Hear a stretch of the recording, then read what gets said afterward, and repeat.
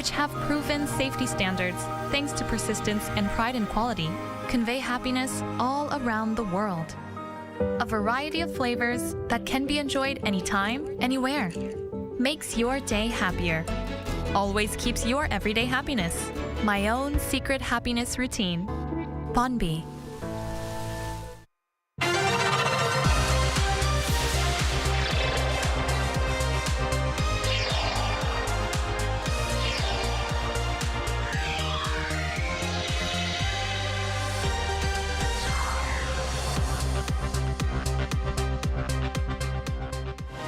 In our headlines on this Monday, November 4th, here in South Korea.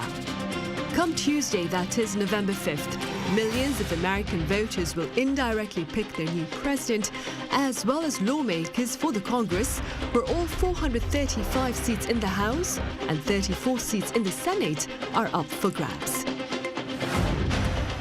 And in a written address read by Prime Minister Han Duck-soo, President Yoon Suk-yeol shared his budget intentions with the National Assembly, which today began its review of the government's budget bill for 2025. Meanwhile, in the world of esports, Korea's T1, led by renowned video gamer Faker, has retained its League of Legends World Championship title for the 5th year in a row, this time by defeating Team China.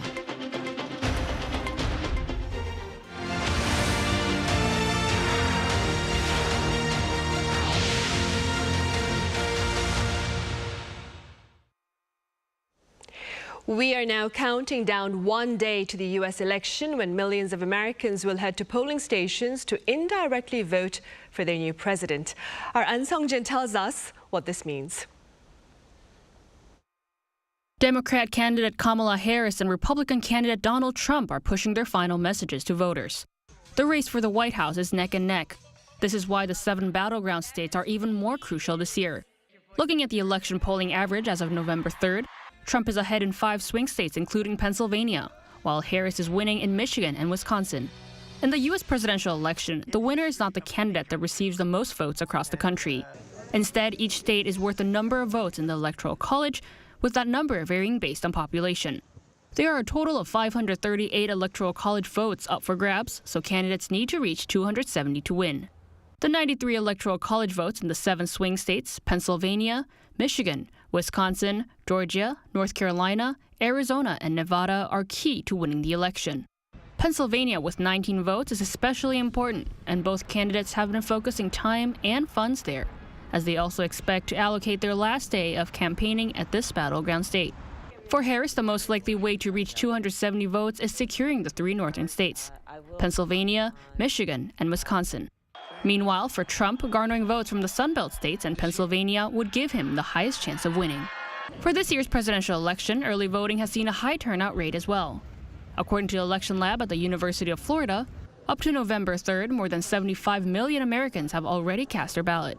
The number is set to further increase as mail ballots start to come in. Most states allow the opening of early mail ballots before the election day, yet 7 states only begin counting votes on the day of the election. So it may take a couple of days till the final winner is announced. An Sung-jin, Arirang News. Now, while much global attention is on the U.S. presidential election, come tomorrow, that is November 5th, American voters will also decide on which party will hold the reins of each chamber of the U.S. Congress. And as our political correspondent Shin Ha-young says, many Korean Americans are hoping to welcome the first senator from their community. Korean-American lawmakers are gaining ground in U.S. politics, with more running for Congress on Tuesday local time. But the spotlight is on Andy Kim, a 3-term Democratic congressman of New Jersey, who could become the first Korean-American senator if elected. Kim secured his candidacy by winning in the Democratic Senate primary in New Jersey in June after Bob Menendez vacated the Senate seat following his conviction on federal bribery charges.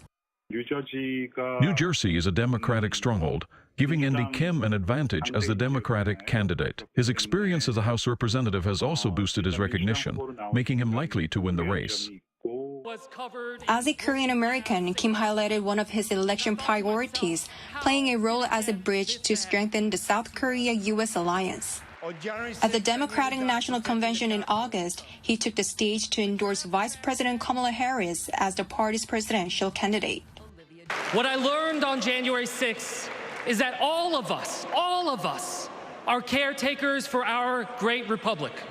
We can heal this country, but only if we try. Meanwhile, 3 Korean-American women in the U.S. House, all re-elected in 2022, are running for a 3rd term.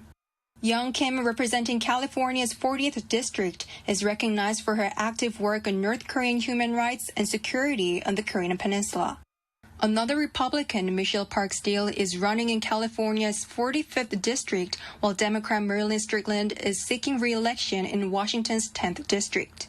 If Democratic State Senator for California Dave Min wins his U.S. House race, the number of Korean-American federal legislators will reach a record high of 5. If elected, the status of the Korean American community will rise, and those elected are expected to represent the community's interests in the U.S. Instead of expecting immediate support for Korea, it's important to recognize that their work for American politics can ultimately benefit Korea as well. Creating an environment that encourages a long-term approach is essential. All eyes are on which party will win a majority in the congressional elections. The Democrats currently hold a majority in the Senate, while the Republicans have the majority in the House. All 435 seats in the House of Representatives and 34 of the 100 in the Senate will be contested. 신하영, Arirang News. Here in Korea, in a written address, President Yoon Suk-yeol shared his budget intentions with the National Assembly, which today began its review of the government's budget bill for 2025. Our correspondent Kim Do-yeon reports. As the National Assembly kicks off budget review season at the beginning of November, President Yoon Suk-yeol emphasized that the government's proposal reflects the motivation for completing his 4 main reforms: pension, labor, education, and medical. This as Prime Minister An Duck-soo on Monday read the address to the parliament on behalf of President Yoon. These are critical tasks that must be addressed immediately to ensure the nation's survival. The government will complete the 4 major reforms, no matter the challenges. As shown in the draft handed by the government to the parliament back in September, the government plans to inject 30 trillion Korean won over the next 5 years in the medical system. That's $21.9 billion US dollars. As for education, the president emphasized expanding the public care system. Overall, the proposal is aiming for a budget next year of 677 trillion Korean won, or around 510 billion US dollars at the current exchange rate. That's an increase of 3.2% from this year's budget. The government previously also noted that the proposal seeks to increase the welfare budget to help the less privileged. And as the Yoon administration reaches its halfway mark, the government also noted an important aspect of the budget, trying to get the fertility rate up. Thankfully, it says there have been positive signs as the government declared a population emergency. Fortunately, there is hope for a turnaround. In August, the number of births recorded the highest growth rate in 14 years for the same month, and the number of marriages also recorded the highest growth rate for August since records began in 1981. In the meantime, this is the first time in 11 years for a president to not deliver the budget proposal address himself. This reflects the current relationship that the administration and ruling People Power Party have with the opposition parties. Also, this could mean that the budget proposal may not be passed easily, with another fierce battle expected. We kindly request that the budget be finalized within the legal deadline so it can be executed on time next year to provide assistance to the public. According to the relevant statute, the National Assembly needs to finalize the 2025 budget bill by early December. Kim Do-yeon, Arirang News. And come December, Korea will set up a board for Biotech chaired by President Yoon Suk-yeol himself. Our senior correspondent Oh Soo-young has details. South Korea will launch a National Bio Committee next month. as it aims to become one of the world's top 3 leading powers in science and technology by the end of the decade. That's according to Senior Presidential Secretary for Science and Technology Park Sang-wook on Sunday, as he shared the government's plans to reform research and development. With last week's cabinet meeting passing a decree to establish a National Bio Committee, Park said President Yoon will preside over the body, which will aim to connect various ministries to seamlessly support the biosector's value chain, from basic research to clinical trials and commercialization. The biosector is already a game changer, transforming industries such as healthcare, agriculture, energy, environment and materials with immense ripple effects that are also drawing attention from a security perspective. We aim to establish a robust linkage system between the newly created Strategic Technology Committees and the National Science and Technology Advisory Council, our highest science and technology policy body. Led by a leading scientist in biotechnology, Lee Sang-yup, as vice chair, the committee will consist of members of the private sector, academia and hospitals, and help foster the convergence of IT and biotech, as well as the utilisation of health data and artificial intelligence. The Yoon administration has identified 3 game-changing fields: AI, bio, quantum, along with space. With the launch of the National Space Council and the Presidential Committee on AI earlier this year, the National Bio Committee and the Quantum Strategy Committee will also soon be launched to advise the Yoon administration's mid to long-term policies. Promoting stronger policy coordination and budgetary support across these fields, Seoul says it will keep pushing for an R&D environment conducive to innovation. It has previously declared it aims to become a top 3 global power, or G3 country, in science and technology driven by artificial intelligence.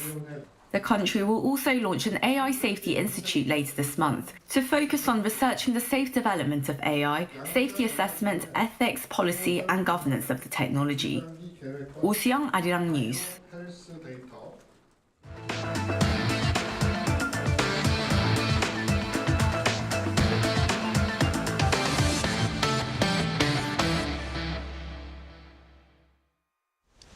In the world of esports, Korea's T1, led by renowned gamer Faker, has retained its League of Legends World Championship title. Our Lee Seung-jae has the highlights. At the League of Legends World Championship final in London's O2 Arena on Saturday, South Korea's T1 captured its 5th title, cementing its status as the best team in the game's history. However, the ultimate decider wasn't as easy as T1's route to the final. China's Bilibili Gaming, or BLG, won the first game before T1 leveled it with a second map victory.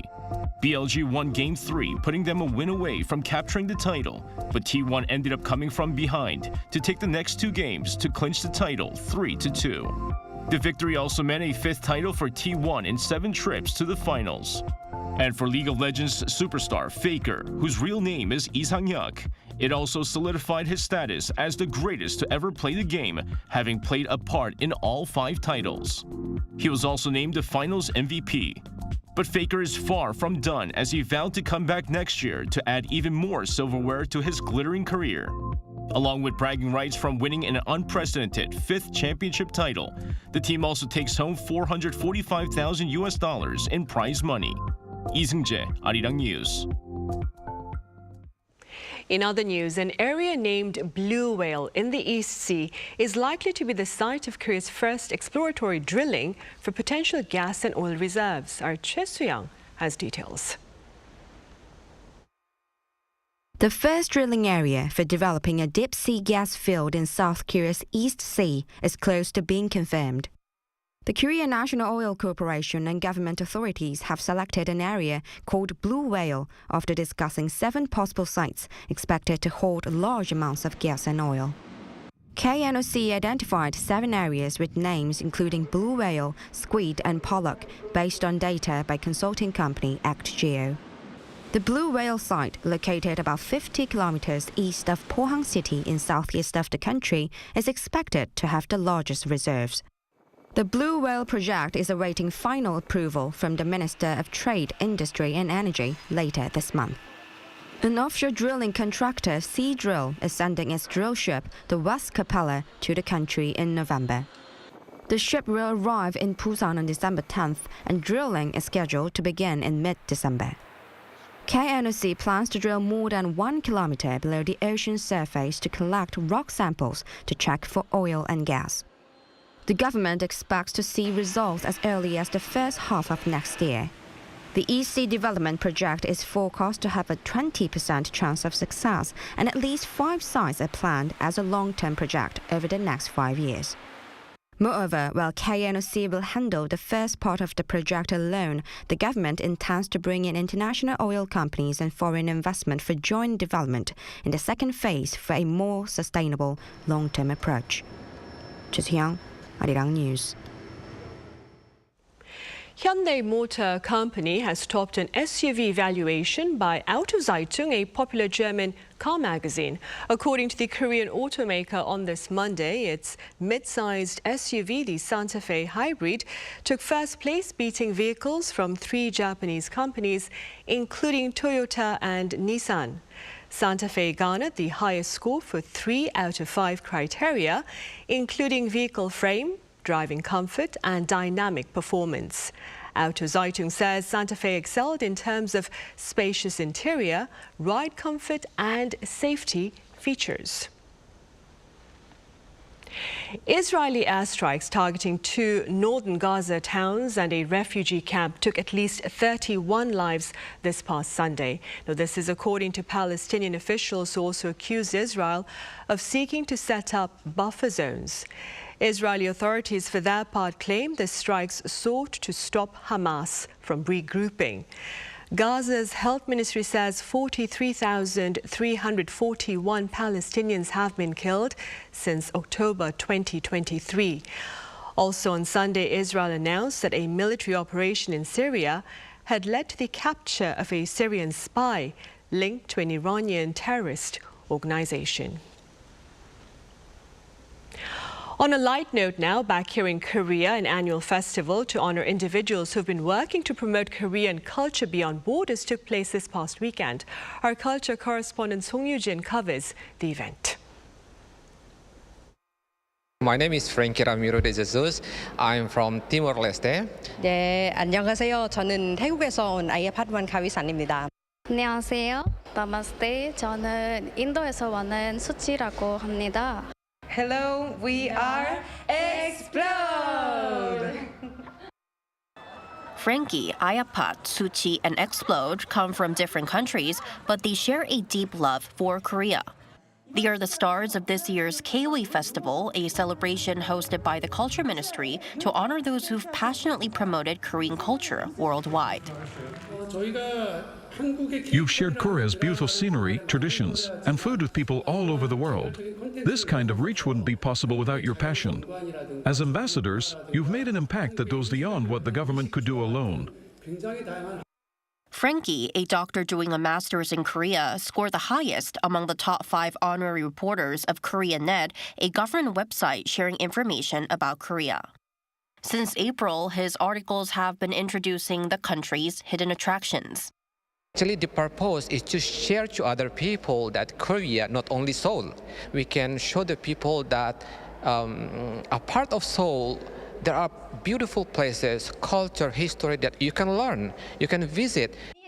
Ayapat was chosen as one of the best creators in the Culture Ministry's K-Influencer Academy, which provides training and opportunities to create videos on Korean culture.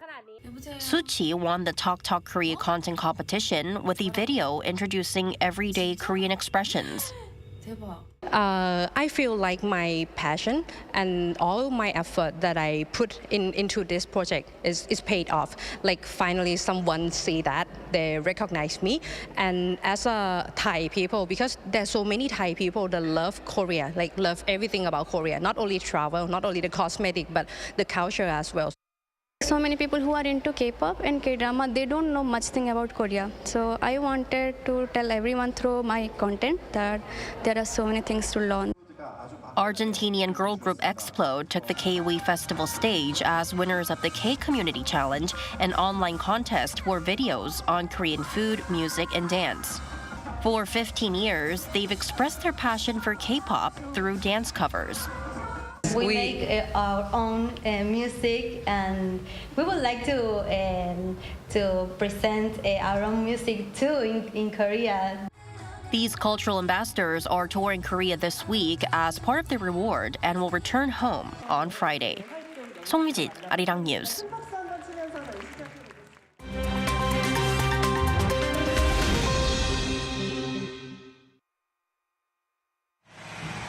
This is The World Now, bringing you the latest stories from around the globe. Eastern Spain's floods, which began with torrential rains almost a week ago, have become Europe's worst flooding disaster since 1967, as Spanish authorities confirmed 217 deaths from the disaster up to Sunday. Amid ongoing rescue and recovery operations, Spain's king and queen were in Valencia on Sunday, where residents vented anger for the lack of alerts and late response from public services when the floods first hit. Hundreds of protesters threw mud and other objects at King Felipe and Queen Letizia as they faced the public during a visit to Payporta, one of the worst affected towns in Valencia. Residents shouted "shame" and "murderer" directly at the royal couple and Prime Minister Pedro Sanchez, saying that the leaders do nothing, while another said, "They left us to die, we've lost everything." On Saturday, Prime Minister Sanchez deployed 10,000 additional soldiers, civil guards and police officers to the area, while acknowledging that severe problems and shortages meant the measures were not enough.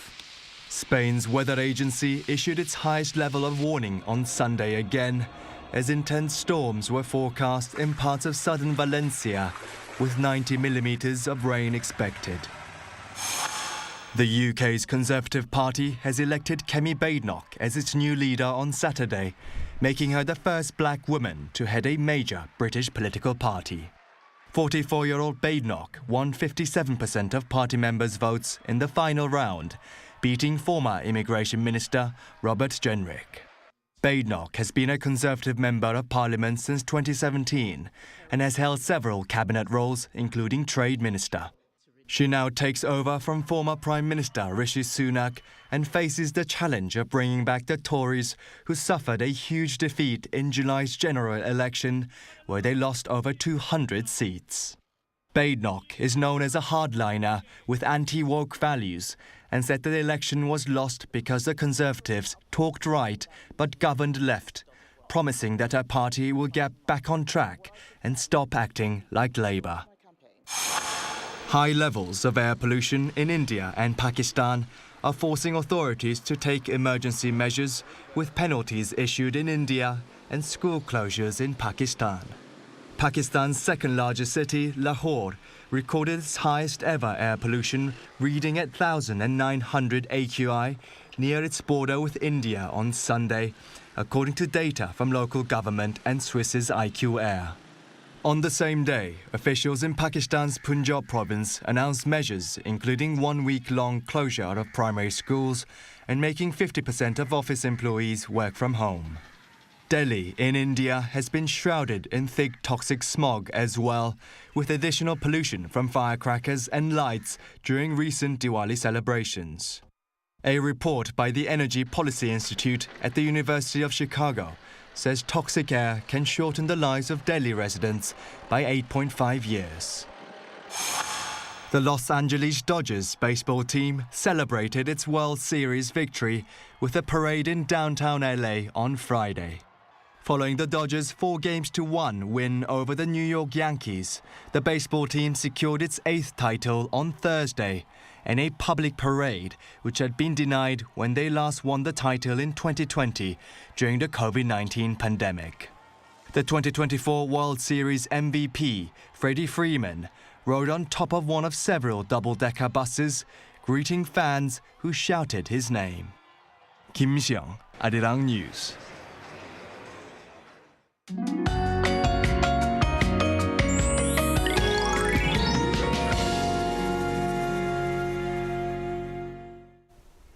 The autumn sun shined with clear skies today, but the air has definitely cooled. In particular, cold winds are strong, so it feels colder than the actual temperatures. This week, temperatures will gradually drop and the early winter cold will come, so make sure to take good care of your health.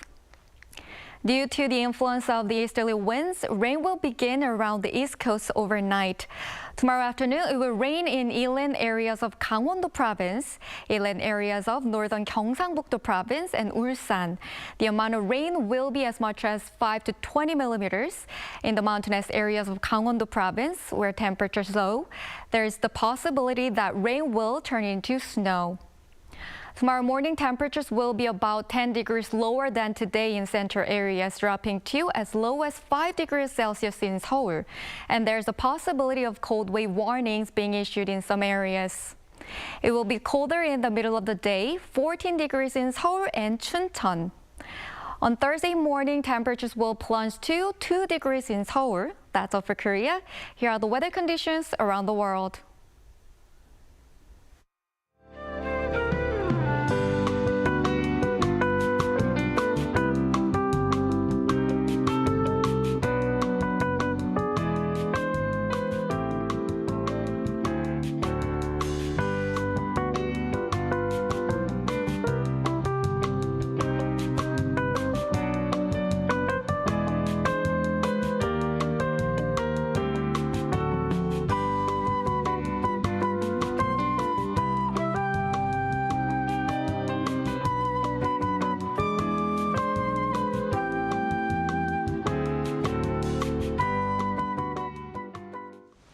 Those are the headlines at this hour here in South Korea. Coming up next is our daily panel session, and today we address the alarming acts of aggression by North Korea amid political uncertainty in neighboring Japan.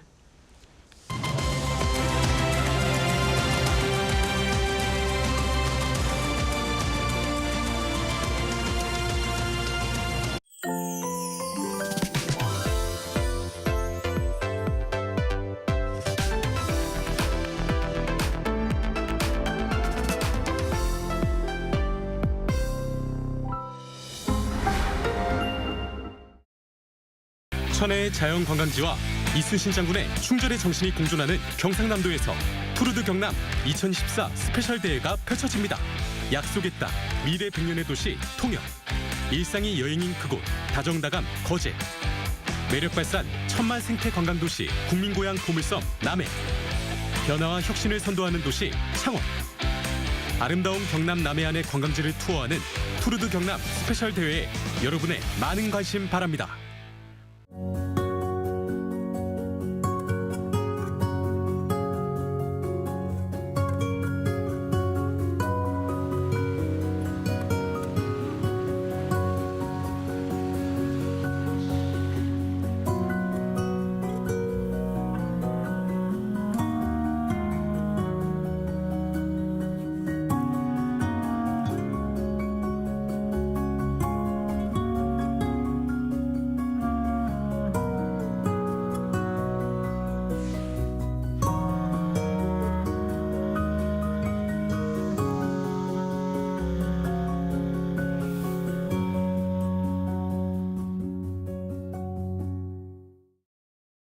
How to survive in Korea.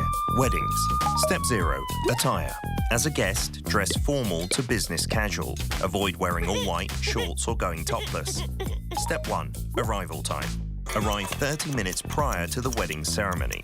Too many cars, too many halls, too many people. There are many twists and turns.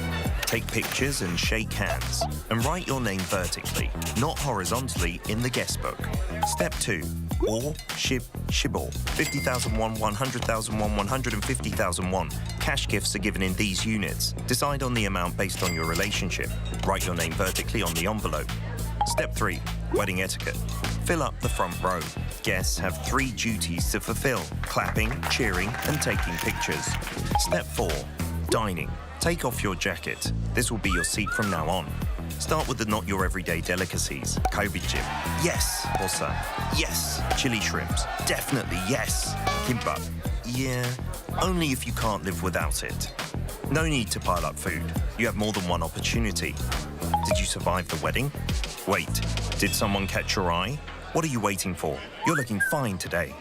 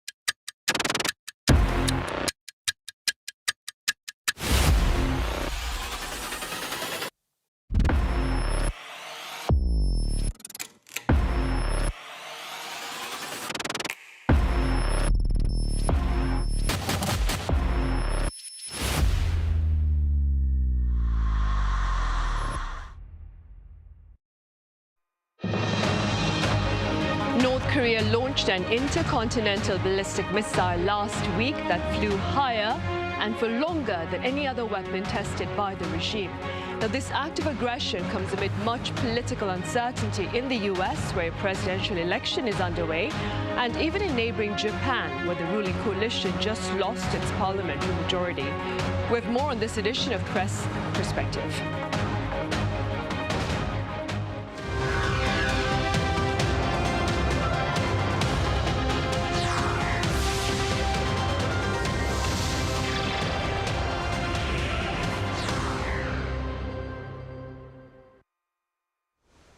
Hope your work week is off to a good start. It's Monday, November 4th here in South Korea. I'm Min Sun-hee.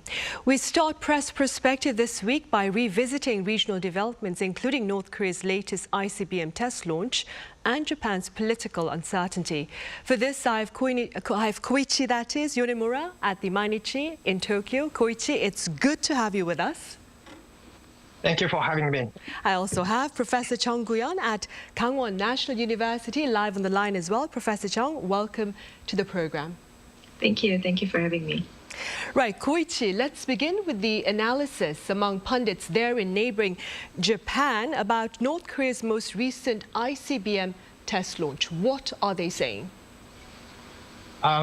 Actually, there is not much difference between what South Korean experts say and Japanese experts say, but Japanese Ministry of Defense estimate that the missile has range of 15,000 kilometers, enough to potentially reach the U.S. East Coast. And some experts suggest that North Korea may have received technical support from Russia. Additionally, many experts believe North Korea will likely move toward developing multiple warheads after this one. And also the timing was, as you said, right before the upcoming U.S. presidential election, and Kim Jong-un has reaffirmed his stance on strengthening nuclear capabilities, according to KCNA, indicated that a firm refusal to negotiate on denuclearization, regardless who becomes the new U.S. president.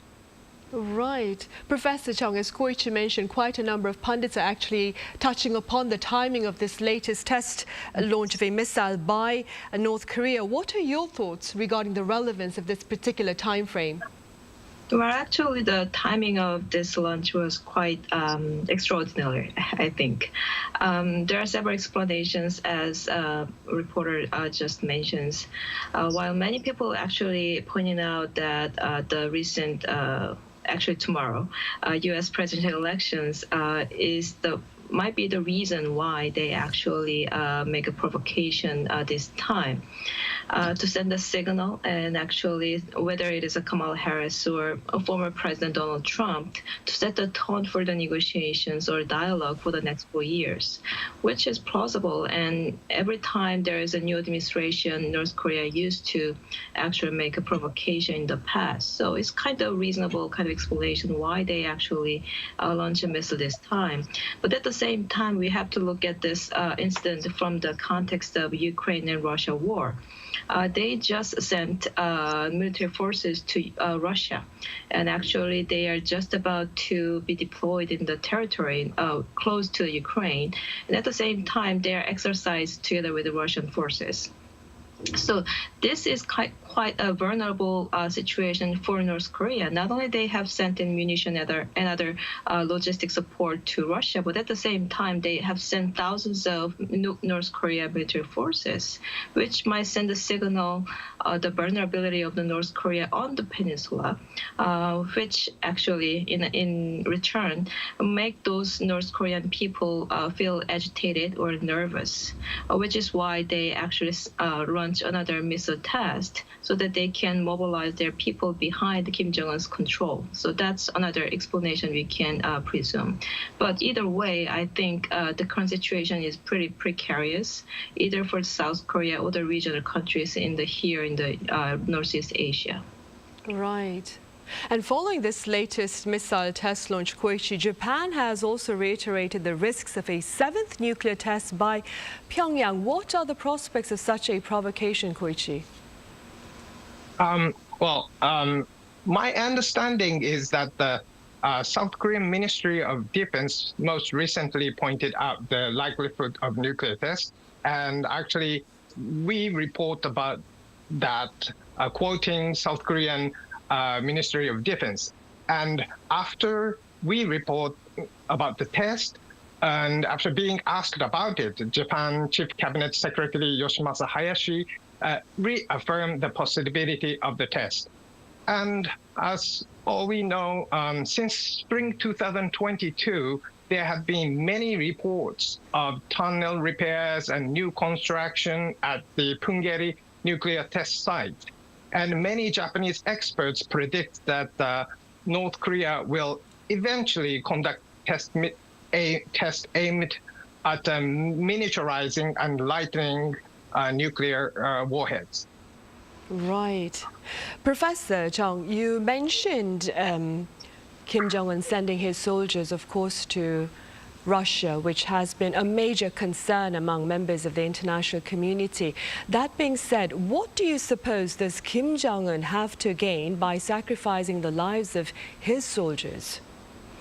For me, actually, Kim Jong-un actually staked all of his fate of his regimes on this deployment. He has to actually gain what the most of he can gain from Russia at this point. Not only he sent his people to Ukraine to fight against Ukraine, actually, which is not just Ukraine, but also number of NATO countries' military forces. But at the same time, Kim Jong-un actually, by sending military forces to Ukraine, he made a change in terms of alignment with China. China wants to stabilize the situation in Northeast Asia, given that there is an increase in U.S. forces in Northeast Asia as well. But North Korea's recent move to send the military forces to Russia, which actually changed the entire security landscape in the East Asia as well as European continent, which could be a pretty burden for the China as well. And at the same time, North Korea violated a number of international law as well. So not just for the people it has sent to Ukraine, Kim Jong-un actually staked all of his kind of regime's fate to this deployment. So in return, I think he has to receive, he wants to pursue this technology. He can complete the ICBM missiles or kind of multiple re-entry missile, as the reporter just said, or other miniaturized nuclear warhead technology, which can complete the deterrence capability of North Korea's nuclear architectures against United States and regional allies. So other than that, there can be no explanations why actually he staked all his this risk against this situation. Right then, Koichi, North Korea's latest displays of defiance comes amid a bit of political uncertainty in neighboring Japan. That being said, do tell us why Prime Minister Shigeru Ishiba called for a snap election, and what now are the repercussions of the results of that election for him and his party? Since the term of the House of Representatives, lower house, is 4 years, a general election must be held by fall 2025. So typically, Prime Minister's approval rating is highest right after taking office, which likely led Ishiba to call an immediate general election this time. And in fact, the previous Prime Minister Kishida, who took office in September 2021, dissolved the lower house the following month and secured a majority. But this time, however, the ruling Liberal Democratic Party, LDP, and Komeito parties suffered substantial seat losses and ending up with just only 215 seats out of 465. So this is well below the 233 seats needed to be a majority, even with their coalition partner, Komeito party. Right, which is why a number of media outlets have been calling the result a shocking one. That being said, then, Koichi, what does the result of this latest election tell us about the current public sentiment in Japan? Well, thank you for the interest on Japanese politics. And, you know, normally Japanese politics is boring compared to South Korean or U.S. politics, but this time we had some bit of change. And the LDP ruling party has held power for most of the time since 1955, except when they lost power in 1993 and again in 2009. So there is no scientific evidence, but from experience, it seems that Japanese voters start to grow dissatisfied with LDP roughly every 15 to 16 years. And a recent financial scandal within the LDP may have also swayed public opinion, although the LDP had weathered scandals in the past and still won elections. So this year's results suggest that Japanese voters felt it was time for change. Right. Koichi, an article by the New York Times claims voter discontent regarding, and I quote, wages, labor shortages, and an aging population are to blame for the latest election result. What are your thoughts? That's generally correct, but let me explain more precisely. While the aging population, it's a big problem, but it's a long-term issue. And I think inflation likely had a more direct impact on the recent election. For instance, the price of a 5-kilogram bag of rice has risen from $15 last year to $25 this year. On top of that, bankruptcy amongst small and medium-sized businesses are on the rise, likely because of both higher prices and labor shortage. So these economic pressures may have intensified public dissatisfaction towards a Liberal Democratic Party. Right. Professor Jung, what do you believe are the broader implications of this political uncertainty in Japan on regional stability? I mean, some pundits have raised the possibility of provocations, further provocation that is by North Korea, as well as even neighboring China. Well, when it comes to regional stability, I don't think leadership change in Japan actually affected the potential provocation of North Korea or China. They have their own strategic interests in the regions, and China used to kind of expand their kind of spheres of influence in Northeast Asian region. So if there's a more moderate or kind of more accommodating Japanese leadership is held, that might be possible. There might be more diplomacy, but that does not really change the calculation of Chinese governments in expanding their influence in Northeast Asia. And also North Korea's provocation is mainly targeted at South Korea or United States. So changing leadership in Japan doesn't really kind of increase the probability of provocation from North Korea as well.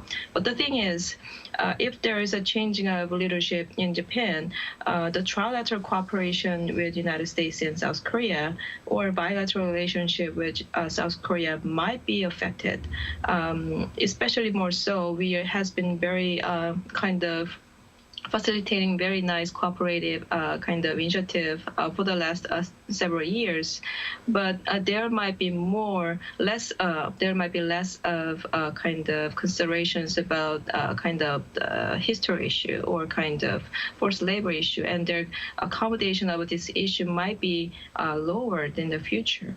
So that in that sense, there might be some kind of consideration you might to think about if there is a changing of leadership in Japan. Actually, Professor Zhang, that was precisely my next question. I was going to ask you about how Seoul and Tokyo have been on a very productive path in recent times. Now, you have said that there is a possibility of a shift in trend under a different Japanese leadership. That being said then, Professor Zhang, and I'm going to give you an impromptu question now, how should the government here, the Yoon administration, seek to deal with a potential shift in leadership in neighboring Japan? Well, I think it is important to kind of distinguish strategic considerations and understand how important it is to have a strategic cooperation with Japan in the first place. And of course, kind of history issue and the forced labor issue is very important. We have to work on that at the same time. But at the same time, that should not stop kind of working on this strategic kind of task. When it comes to military kind of joint exercises or cooperation on the emerging technology or AI or maritime security issues, all of this issue has been very fastly developed for the last several years, and even between two countries in the trilateral format as well. And that things does not have to go away. And I think the Yoon administration understands this logic, and Japan, of course, understands this logic. So focus on what we can do at this very precarious moments so that we can kind of resist the kind of represents countries, kind of provocation in the regions, and kind of sustain the rules-based orders. Right, of course.